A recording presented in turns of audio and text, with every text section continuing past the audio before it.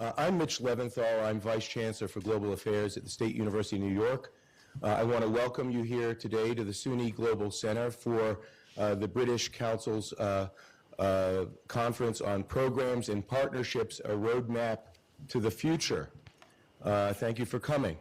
Before I say more, I need to respond to a comment somebody said to me, which was, how dare you wear an Australian tie to a British event? And I just want to explain that I'm wearing this out of my deep respect for the British Commonwealth.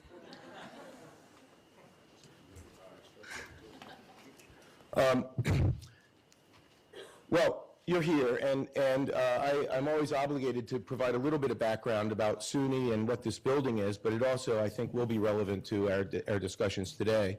For those of you, most people actually, I find, even in the United States, even sometimes in New York, aren't really aware of what SUNY is. The State University of New York is a system of 64 colleges and universities in the state. It has about 468,000 students, about 90,000 faculty and staff. It has a budget of, I don't even know this year what it is, around $10 billion, something along those lines.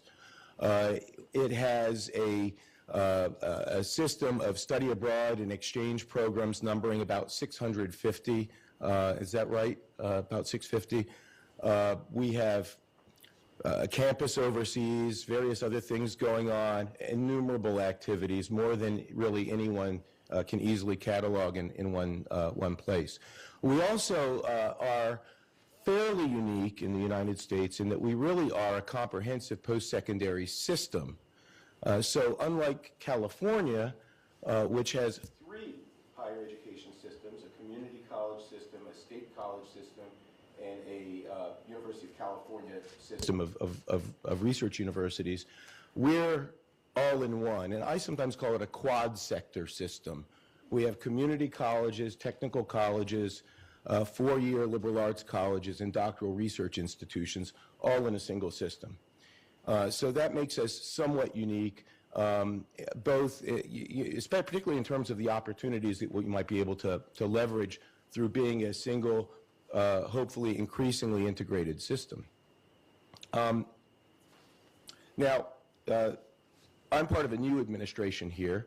In June of '09, Chancellor Nancy Zimpher assumed her role. I came here in September of '09 as the first Vice Chancellor for Global Affairs for the system. We decided at that time to base the headquarters for global affairs here in Manhattan, although the rest of university administration is in Albany. I think it's obvious why this would be an advantageous location for that type of activity.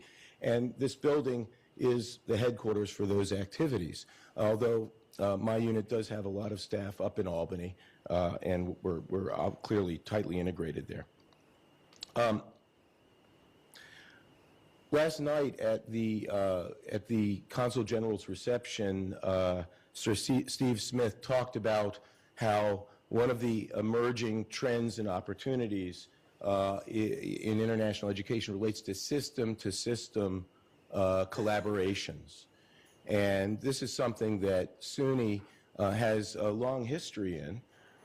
We, over a decade ago, for example, initiated a relationship with the Turkish Higher Education Council, which now involves 8 Turkish universities and 11 SUNY campuses in a dual degree program, a credit transfer and exchange program, tightly integrated, which has now graduated over 1,000 students and has probably more than that in the pipeline. Big ongoing collaboration that continues to grow. It's resulted in dedicated staff in New York State as well as in Ankara. And it's become sort of a model for how we can collaborate as a system with other systems. And we're really looking to leverage that type of opportunity at SUNY.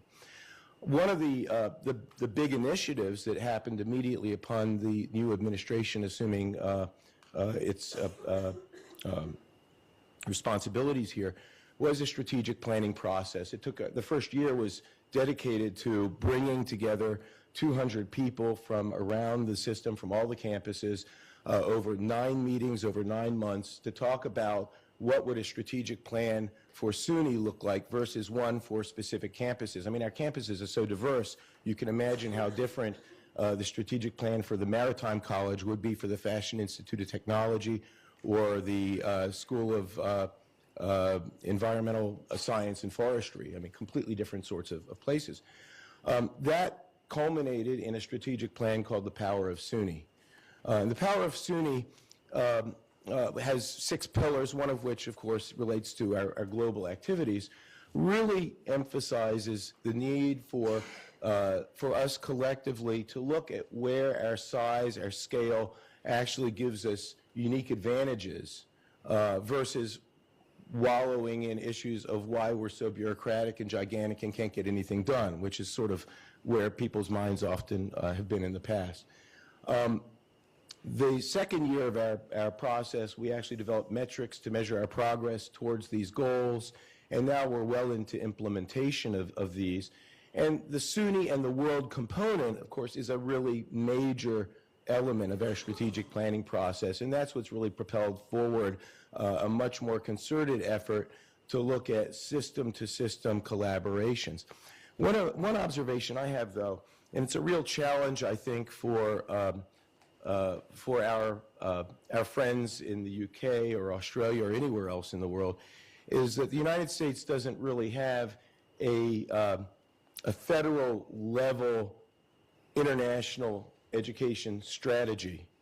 We really don't even have a federal level international education leadership.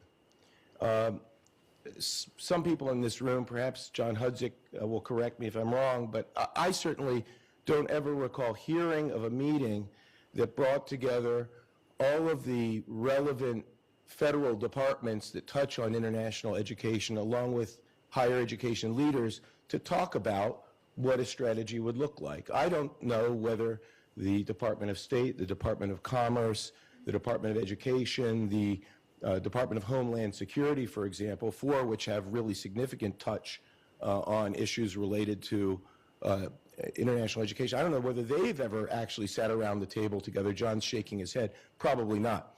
So when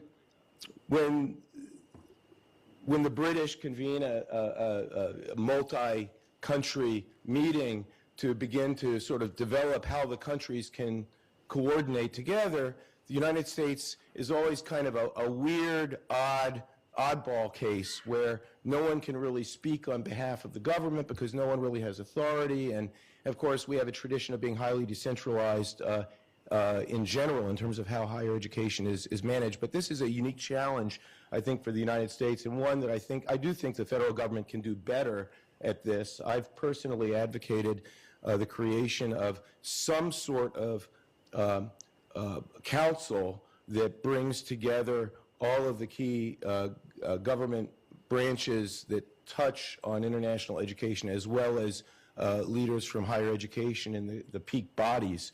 But I think it's going to take some time until that's really considered a priority.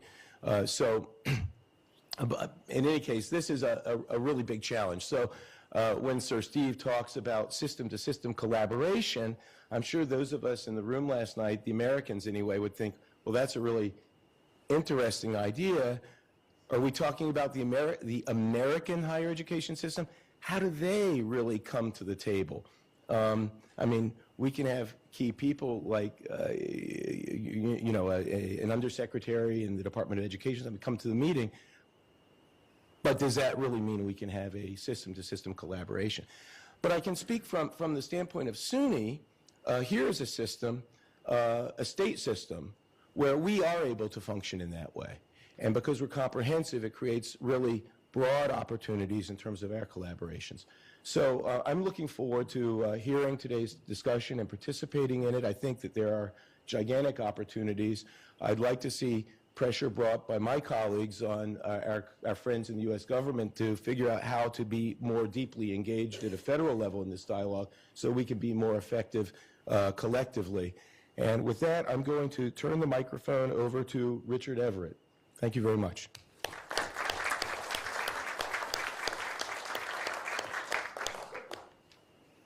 Thank you, Mitch, and thank you so much for sharing your wonderful facilities with us today and partnering us on this event. It's a terrific space, and this is the first of a series of what we're calling conversational conferences, which are smaller, intimate, more based on the conversations and getting away from the large-scale conferences that we often go to. So thank you for that, and thank you all very much for coming. I know it's a beautiful day outside, and a day like today, you want to be walking in Central Park, not stuck inside. It's a beautiful day, so thank you all very much for coming today. And I noticed this morning today is also a special day for us, for the UK, because I noticed on my news digest this morning that it's the day that the Olympic flame arrives in the UK, of course, the big Olympics for us in a month's time. And everyone in the UK I know is very keen that there's more of a balanced medal table than last time the Olympics were in the UK in 1948, when the US won 24 golds and the UK won 1. So we're hoping for that. But I'm not here to talk about the Olympics. I really want to give you just the British Council 101 very quickly, in sort of 5-10 minutes before we get into the meat of the day. But terrific start with some controversial and interesting, thought-provoking comments from Mitch. That's wonderful. So the British Council, what is it? Well, you could ask the kind of 600 million people we reach each year what the British Council is. But I'm just going to run through, those who don't know, very quickly what it is, what we do, why we're doing this event today. But I just want to check with my technical team. Here it is. So I'm just going to run through very quickly. So just so you don't know, the British Council is the UK's international education and cultural relations organisation, established in 1934 by a royal charter. The Queen is our patron, and we're very pleased with that in her Jubilee year, of course.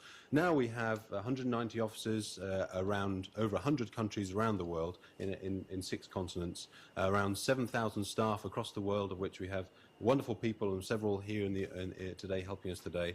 About a $1 billion organisation, of which a small proportion of that, about £150 million worth, is our government grant in aid that we get from the UK government.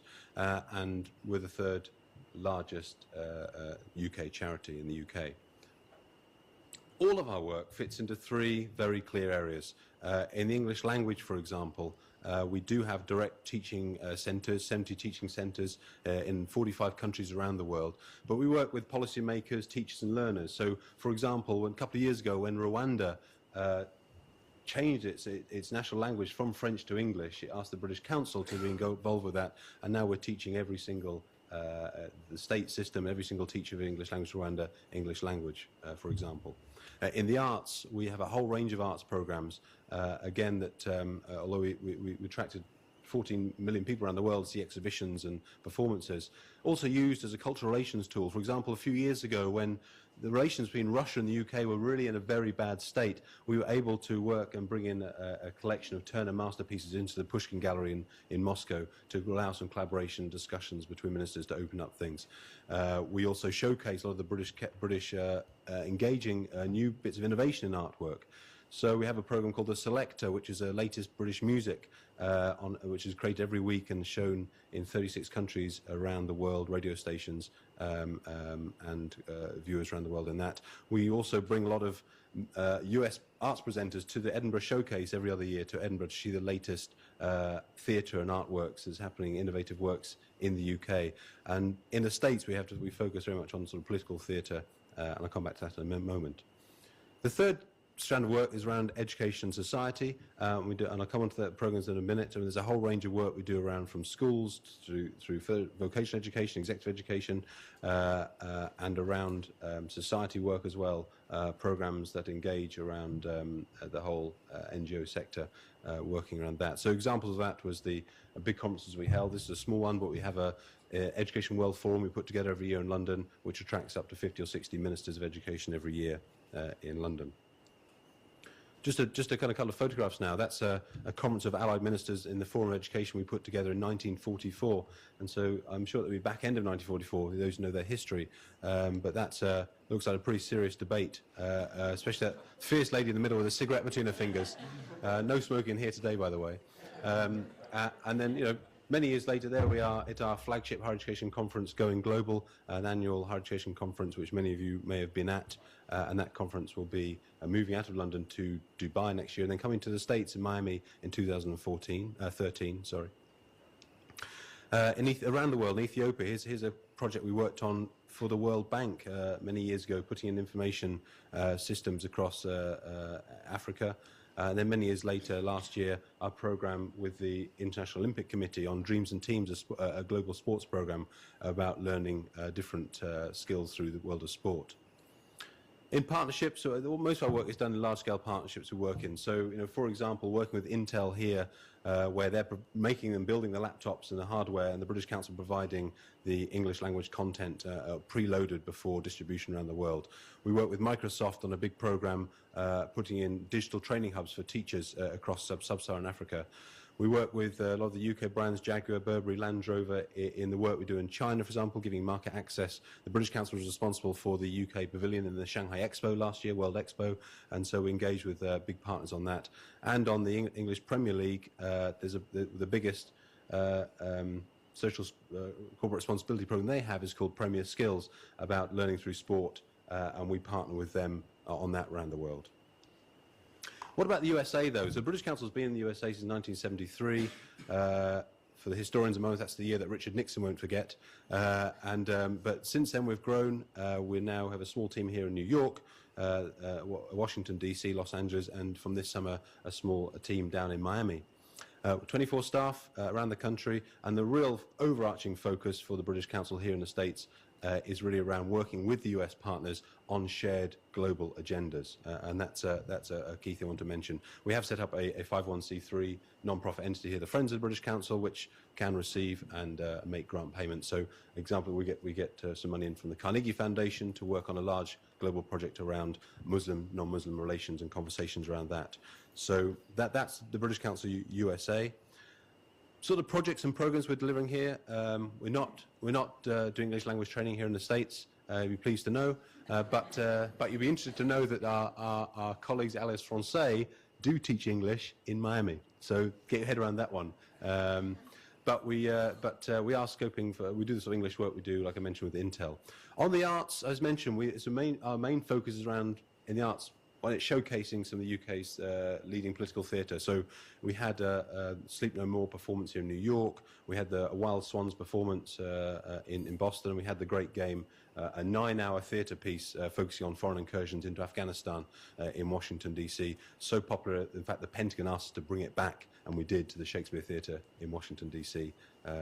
So really the political theatre is the way we work in cultural relations with the arts.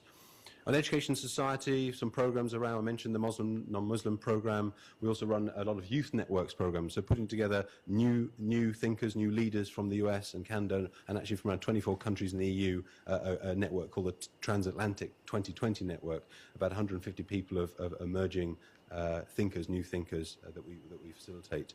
Small programs as well, but equally important. We manage the 9/11 scholarships program. This is a fund put together by British businesses post the attacks of 9/11, where we manage a summer school program and an annual rolling scholarship for victims or family members of that event. And then the big one I want to talk about really is the International Higher Education program, which I'll come on to in a moment. Couple of photographs. This is the annual kickoff meeting in Dublin of the Transatlantic 2020 Network Leaders Program. Skills employability, other programs we're working with around the world. This is around skills in South Asia. The sports program, again, I mentioned with the Olympic Committee.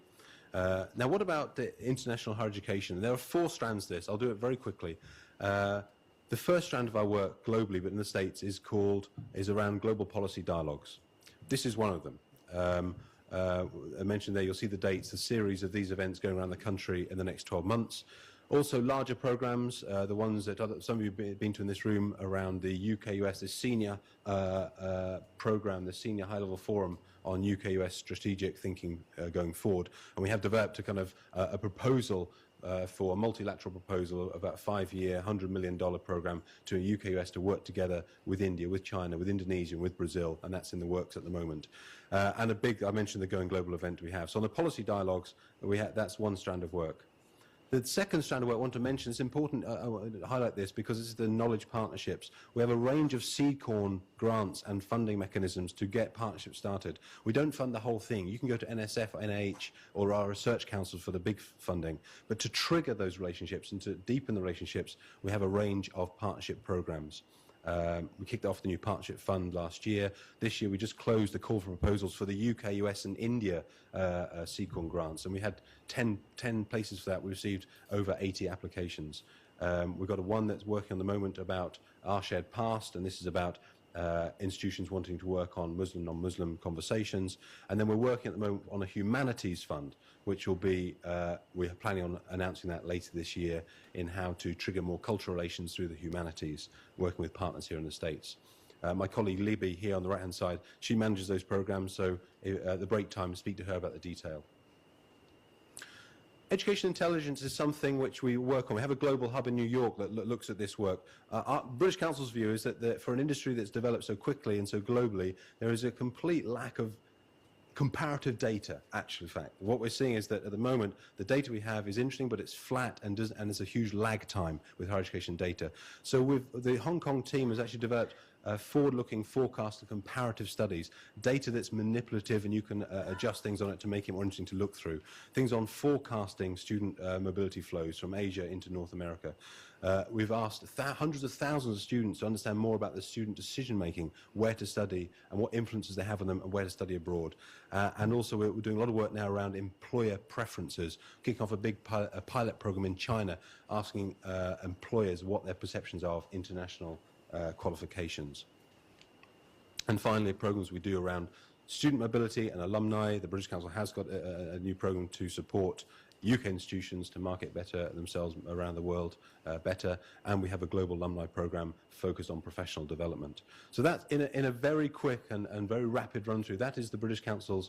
That is the British Council. It's what we're doing. It's what we do in the States. It's what we do in higher education. So finally, turning to today's program.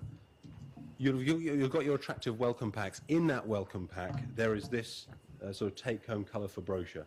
On the picture at the front is the Baltic Bridge of Newcastle, again, a bit more UK innovation. Inside, more importantly, is the conference agenda for today with the breakdown and some details of who's speaking in the brochure. And that's the programme we're following today. Ask any of the British Council staff for updates during the day. The only thing I want to highlight is that this afternoon we'll be in this classroom all today. However, after lunch there are breakout sessions. So one breakout session is in here, and another one is in what they call a tiered classroom, and that's upstairs, one floor above us here. It's well signposted. 2 floors above. Thanks so much. 2 floors above, and it's in something called a tiered classroom. There's clear signage, and when it comes to the breakout rooms, colleagues will be able to help us find those classrooms. And finally, at the end of the day, a new innovation we've tried for the first time. We're calling them zip meetings because we didn't like the term speed dating, but we've got zip meetings, which are quick-fire meetings, 15 minutes long, where you can sign up at the registration desk. A colleague of mine is there all day with meetings with UK institutions that are here and any British Council staff to find more detail on the programmes, or to kind of to kick off conversations around perhaps new partnerships or around new relationships. So that's the format of the day, and we'll be outside in the sunshine at about, those who will finish about 4:30, I think, for those who are not in the zip meetings. The only thing to mention is that there is Wi-Fi in this room, and the front desk that has the passwords you need for that Wi-Fi, and see any British Council colleague today for any information around taxis or any other logistical help with that. But that's the kind of introduction piece.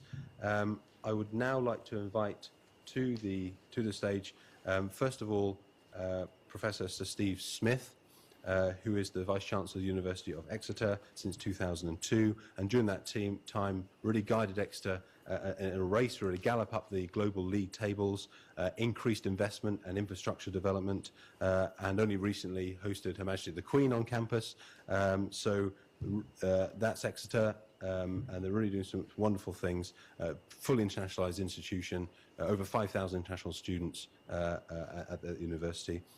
Previously, Sir Steve was the PVC at the Academic Affairs at the University at Wales, also the Director of the Public Affairs and Public Choice Institute at the University of East Anglia. He was the President of the University of the UK from 2009 to 2011 and steered the UK's higher education sector through probably one of the most critical periods in its history with a pretty much successful outcome, ring-fencing research funding, for example, in a critical period of its history, and also led years before that on the Prime Minister's national team looking at higher education excellence. He's also written numerous books and numerous papers around the world. I'm not sure what his carbon footprint is, but he's travelled mostly around the world, talking around the key issues. He's only the second Briton ever to be elected the President of International Studies Association in the US. From Singapore to Sao Paulo, he's been out championing the UK and championing what's happening in international education. So please, let's welcome Sir Steve to the stage.